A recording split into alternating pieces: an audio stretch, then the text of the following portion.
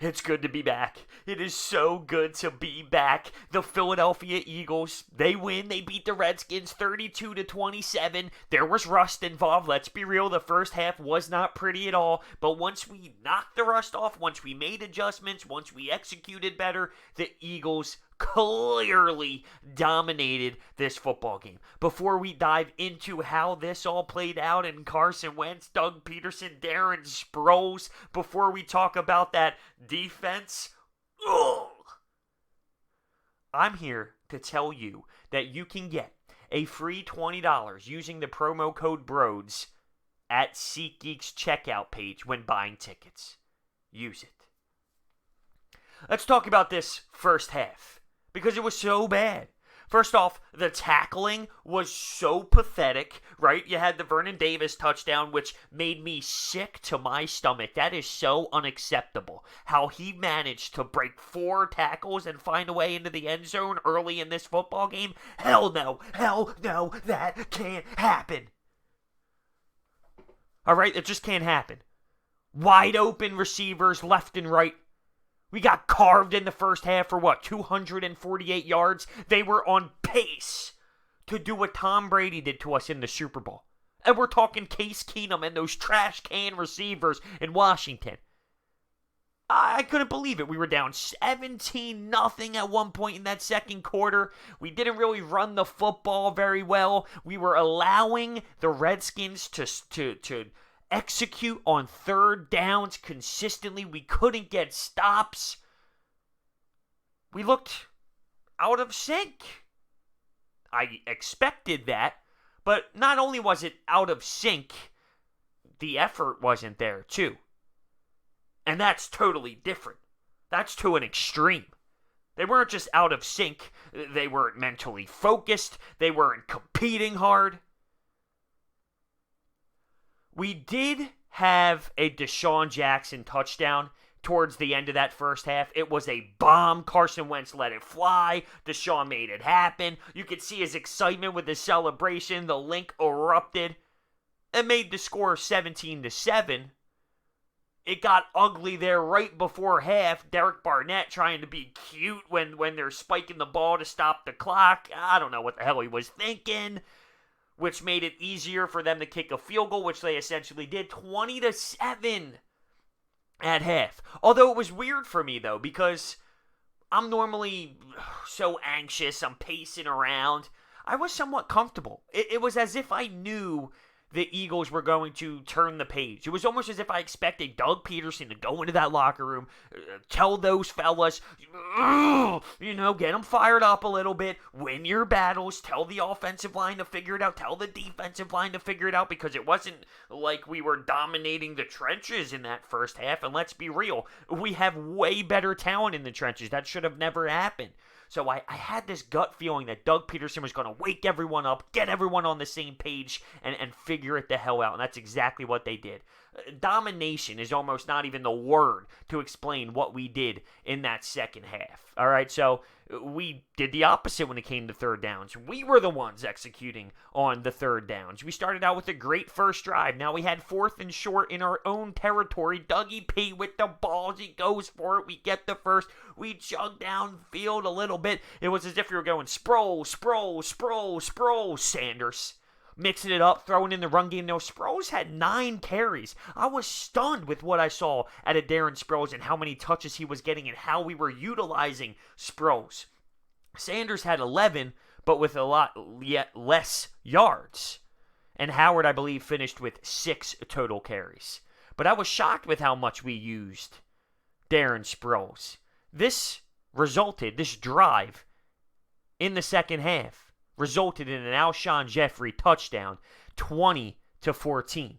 We get a 3-and-out. We got lucky that it was a 3-and-out because our corners got torched. And I'm telling you what, those corners were so garbage. I don't know what was going on there. Rasul Douglas, I'm sorry, he got obliterated out there when it comes to those receivers. No one had a strong day out there in the cornerback room. I mean, seriously, every single guy. Ronald Darby on that Vernon Davis touchdown, he just threw his body out there. Avonte Maddox made some plays, but he wasn't sharp. Sidney Jones, I mean, it was crazy. We got lucky on that 3-and-out. Case Keenum actually made a mistake there and missed it. Now, Keenum had 380 yards, 3 touchdowns, and lost the ball game. We got so lucky on that 3-and-out. It should have resulted in a touchdown, but we got the 3-and-out. You could feel the momentum from the crowd in that moment really helped this team. And from there, we go on another drive. We're moving downfield. We're hitting Deshaun, using Zach Ertz. We're just cruising downfield. We end up getting a touchdown because Desean Jackson, once again, I mean, he gets free as hell. He just went straight, past everyone. And Carson Wentz delivered it right into the breadbasket for Deshaun's second touchdown of the day. He had 154 yards, 2 touchdowns on 8 receptions. The guy was elite today. It was everything we were missing with this offense last year. A deep threat, a legitimate deep threat. Now, that made it 27-20. Doug P., with the balls that he has, goes for 2. Instead of making it 28-20, a 1-possession game, but the opposing squad needs to get a 2-point conversion, he goes, no. We're going to put our foot on the gas. We are going to be a serious threat this year. We're going to be monsters. We're going to put our foots on their throat and step down a little harder. And we execute on it. 29-20.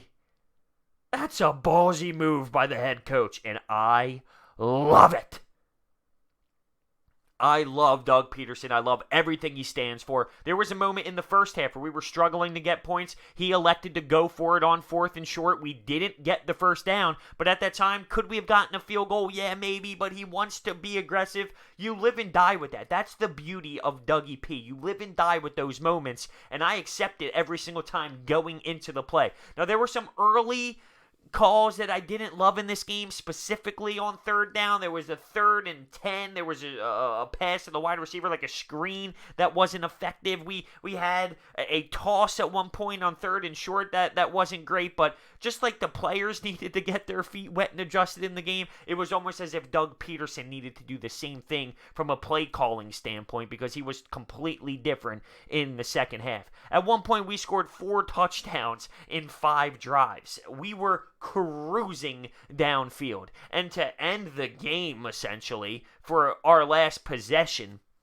we put a 10-plus minute drive together, chugging away, draining the clock. It reminded me of the glory year, if you will. I'm just throwing it out there. It was something special to see. That drive, run, moving the chains, making a play. We saw some vintage Carson Wentz, escaping the pocket, throwing on the run. Like, Carson looked good. There were a couple throws where he missed a little. Listen, it's week 1. It's game 1 for him in a long time. But as a whole, he looked smooth. He looked comfortable. We saw him make plays that he made the year it all happened. So much for that preseason argument that Carson Wentz needs to play preseason. I think this game as a whole, when you look at the whole body of work, sure, the first half was bad, but specifically Carson Wentz getting 0 snaps in preseason, that did not correlate, like I stated it wouldn't. It did not really correlate for him in regards to this game as a whole. He was perfectly fine. He looked so solid, in my opinion. I truly loved it. It was so good. By the way, Carson Wentz had 313 yards and 3 touchdowns, but it got so blown out at one point that we... And listen, this isn't a knock on these 2 players. What I'm saying is we were in control to the point where Dougie P made a decision to throw in Andre Dillard and Vaitai in the mix to get some serious snaps. Hell yeah! Hell yeah!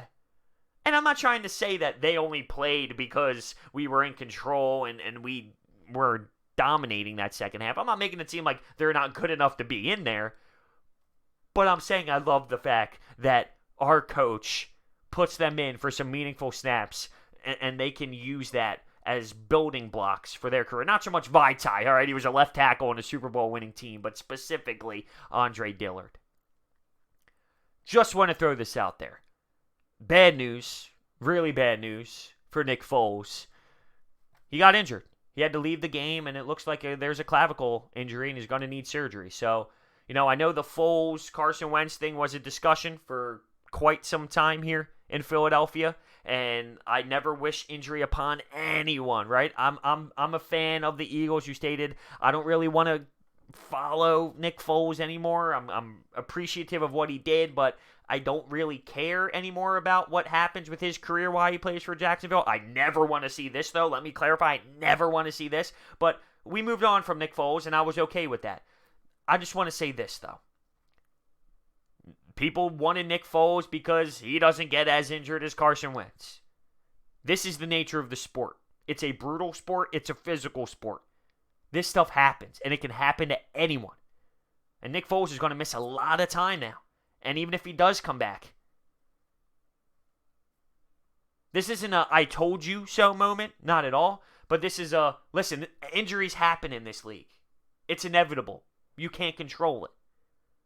There were a ton of Eagles fans who wanted Nick Foles over Carson because Nick Foles can stay healthy. For some reason, that's what they assumed. When you look at his career, though, that's not how it really has played out, but that was their thought process because they saw Carson go down so many years in a row. I'm not trying to make this a Nick Foles, Carson Wentz thing whatsoever, but my point was made. It can happen to anyone, and it happened to Nick Foles. Let's end on a positive note. The Eagles, once they got their feet wet and got adjusted to the speed of the game, they won the trenches. The offense was smooth. The offense was moving downfield. When we started to run the ball more, things were great. Keep in mind the Redskins didn't have Jordan Reed. They didn't have Adrian Peterson. They're not the strongest team in the world. But you got to beat them. You got to win. You got to find a way to get the W. And we did that. And it was great to see the link be explosive. And the fans were going crazy. And they were a big part of this. They were a big team member in today's victory because as the score started to shift, you can feel the fans shift. You can feel the fans shift with it, and it just rose the team up.